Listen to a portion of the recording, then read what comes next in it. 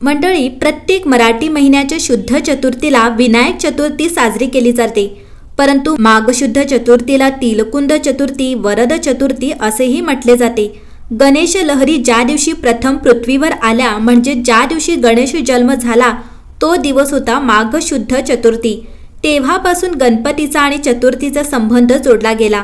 माघ शुद्ध चतुर्थी श्री गणेश जयंती म्हणूनही साजरी केली जाते।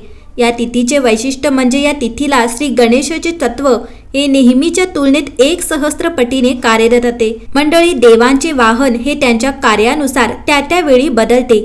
उंदीर हे गणपतीचे नित्याचे वाहन, पण त्याची इतरही वाहने आहेत, जसे की युद्धासाठी सिंह, हेरंब गणपतीचे वाहन सिंह, तर मयुरेश्वराचे वाहन मोर आहे। या दिवशी आवर्जून गणपती अथर्व शीर्षम, श्री संकटनाशक स्तोत्रम आणि गणपती स्तोत्राचे पठण करावे। मंडळी, भाद्रपद शुद्ध चतुर्थी म्हणजेच गणेश चतुर्थी हे मुख्यतः एक व्रत आहे।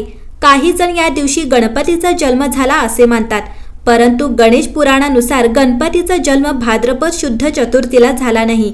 या चतुर्थीला महासिद्धिविनायक चतुर्थी असेही म्हणतात। तर गणपतीचा जन्म माघी गणेश जयंती या दिवशी झाला आहे असे म्हटले जाते। गणेशाने याच दिवशी नरांतक राक्षसाचा वध करण्यासाठी कश्यपाच्या कुटुंबात विनायक या नावाने अवतार घेतला, म्हणून ही विनायकी चतुर्थी जास्त प्रसिद्ध आहे। या चतुर्थीला तिलकुंद चतुर्थी असेही म्हणतात।